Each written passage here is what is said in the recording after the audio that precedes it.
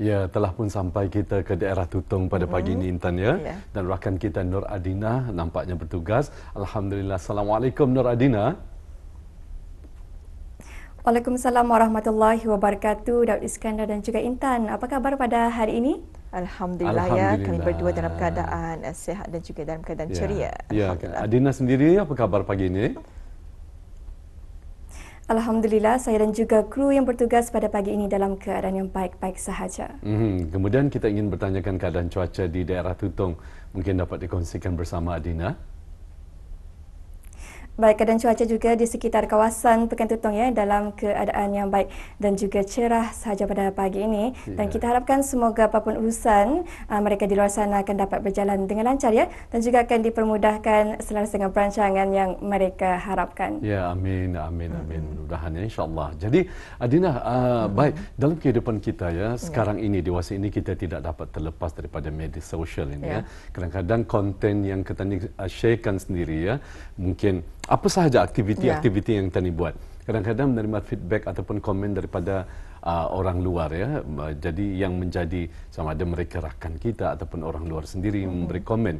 Kadang-kadang komen yang kita terima itu mengganggu emosi kita ni, mental kita ni macam mana. Jadi kalau menurut Adina sendiri, macam mana kita ni untuk mengekalkan ataupun menjadikan mental kita tetap sihat, terjaga dalam berhadapan dengan media sosial ini?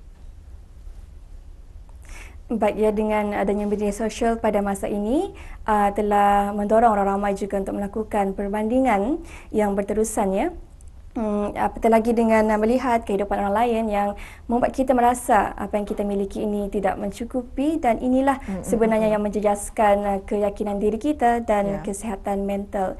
Jadi bagi saya kita perlulah mengawal ya penggunaan media sosial, menghadkan masa dan juga menghadkan konten ataupun isu yang kita lihat. Jadi kita berehat seketika dan banyakkanlah bergaul dengan rakan serta keluarga dan juga melibatkan diri dalam kegiatan yang fizikal ataupun mencari hobi yang positif. Itu dia, mantap ya jawapannya ya. Ya, kita ni sendiri yang perlu mengawal ya bagaimana untuk emosi kita, dan juga perlu mengawal apa yang ingin kita dilihat melalui media sosial. Tapi kalau saya kan kerana media sosial emosi menangis ya.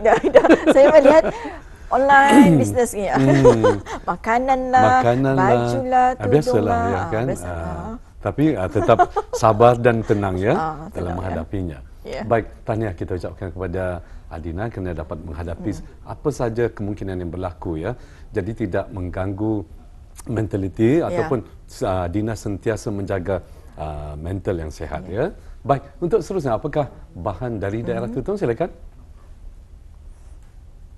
Baik, terima kasih rakan kita Daud Iskandar dan juga Nur Intan.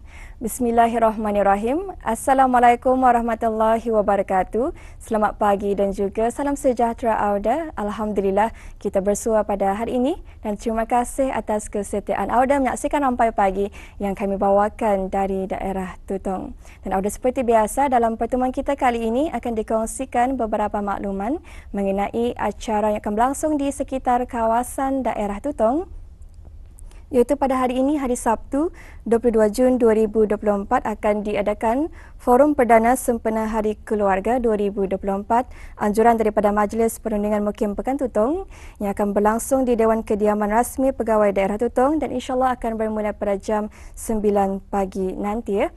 Manakala makluman yang seterusnya, pada hari Selasa 25 Jun 2024 akan diadakan Majlis Selamat Datang Welcoming Dinner Touring Borneo Explore 360 ke 3 negara Indonesia, Malaysia dan Brunei Darussalam.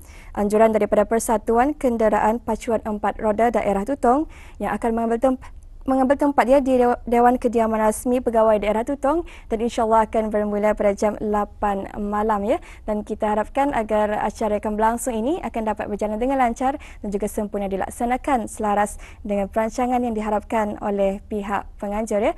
Dan untuk seterusnya kita akan beralih untuk ikuti satu bahan visual bagi edisinya pada hari ini. Mari kita saksikan bersama.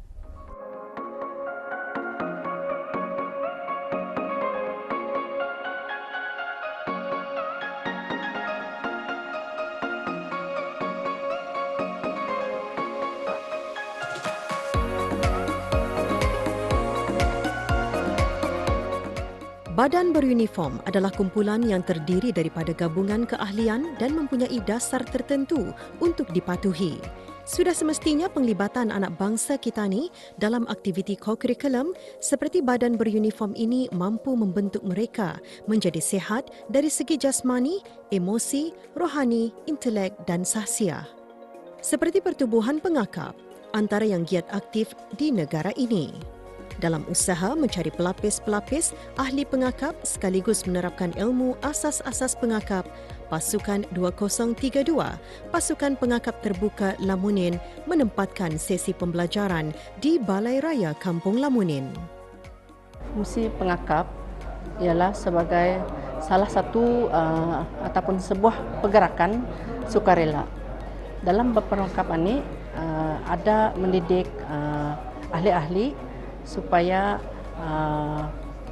berkembang dalam pengetahuan dan boleh berdikari, kemudian juga boleh memperbaiki khasiat ataupun akhlak terutama generasi muda dan membimbing ahli-ahli pengakap untuk membuat sumbangan kepada masyarakat. Dalam berpengakap ini ada beberapa peringkat, ada yang kanak-kanak, ada orang remaja dan dewasa. Jadi di sinilah pihak-pihak dalam persatuan pengakap ini akan memberi khidmat ataupun yang berkaitan dengan kewarganegaraan supaya diorang ini cinta kepada negara, kemudian membuat kemahiran untuk berdikari dan juga membekalkan pengalaman yang cukup untuk membantu diri diorang sendiri sebelum diorang membuat sumbangan kepada orang lain. Saya sahut cabaran Ketua Kampung semata-mata untuk memberi peluang kepada belia-belia Lamunin agar dapat memberi perkhidmatan dan bekerjasama dan memberi sumbangan kepada masyarakat kampung diorang sendiri. Keramaian ahli pasukan ini ialah 27 ahli. Selepas mereka sudah mendaftar, kami akan membagikan skim lencana. Sebab sebelum mereka menjadi ahli, mesti mereka lulus ujian lencana keahlian pengakap sedunia. Saya sangat berharaplah kepada ahli-ahli pengakap yang di bawah jagaan saya akan dapat meneruskan dunia berpengakapan. Kemudian mereka nanti akan memimpin generasi muda yang akan datang lagi supaya berjaya ataupun sukses dalam kehidupan masing-masing. Melahirkan belia-belia yang aktif dalam setiap kampung adalah menjadi hasrat Ketua Kampung Lamunin dengan terlibat sama dan mengalu-alukan golongan kanak-kanak dan remaja belia di Kampung Lamunin dan kampung-kampung sekitarnya untuk menyertai aktiviti berpasukan seperti pengakap ini. Dengan ada prasarana yang ada di sini, dapatlah mereka membuat kegiatan-kegiatan berpengakap ini. Lagipun juga memudahkan ibu bapa diorang mengantar mereka kemari dan sekaligus dapat memantau kegiatan anak-anak mereka ini. Lagipun ini adalah satu pendedahan awal kepada mereka untuk mengetahui tradisi ataupun budaya tempatan di kampung ini sendiri. Alhamdulillah, seperti yang diketahui sendiri yang dengan adanya kegiatan yang di sini, saya sangat berbangga. Saya memandang positif dengan perkara ini, yang mana mereka dengan bersemangat untuk belajar dan membuat kegiatan seperti yang ada sekarang ini, dan satu pengalaman barulah bagi mereka. Bukan setakat mendapat pengalaman baru, ini adalah mereka ini dapat dipertengahkan untuk sama-sama mengambil peranan apa juga kegiatan-kegiatan yang ada di Kampung Lamunin ini.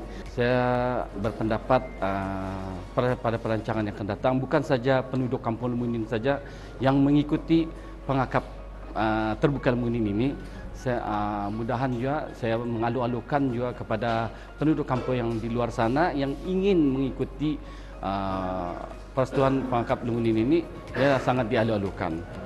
Ya meluaskan lagi pasukan pengakap terbuka Lamunin ini. Aku mau membina keyakinan diri, berani mencuba sesuatu yang baru, dapat kawan baru dan belajar berdikari. Kami belajar macam-macam lah, seperti belajar ikatan, menghidupkan api dengan batu, belajar membuat gadget dan banyak lagi lah. Saya harap saya dapat ikut mana-mana aktiviti yang diadakan para pengangkap nanti lah. Saya mengikuti ahli pengangkap pada 2 bulan lepas baru masuk lah. Banyak je lah punya pengajaran, macam contohnya ikatan untuk survival, untuk etiket, untuk kecemasan, itulah banyak lagi. Saya mungkin akan jadi pengangkap yang berdisiplin dan yang berdikari lah. Dalam pengangkap ini saya boleh mengimprovekan diri saya sebagai seorang yang berdisiplin dan mahu mempelajari perkara-perkara yang baru. Saya merasa dapat apa yang dipelajari, perkara-perkara yang baru lah dari kawat tu. Antaranya seperti kawat bendera. Mula-mula tu sangat susah lah. Terus saya pelajari balik-balik, macam pasang, habis tu buka balik, terus pasang, bolehlah improve dapat lah. Macam kalau hari persekolahan tu buat kerja bersekolah, kalau macam hari esoknya cuti, mencuba lagi apa yang pelajari masa pengangkap kapal lapas. Menjadi seorang belia yang berdisiplin, bertanggungjawab dan tolong-menolong sesama manusia. Penyertaan dalam aktiviti membina jati diri merupakan hal yang sangat penting bagi kanak-kanak dan remaja.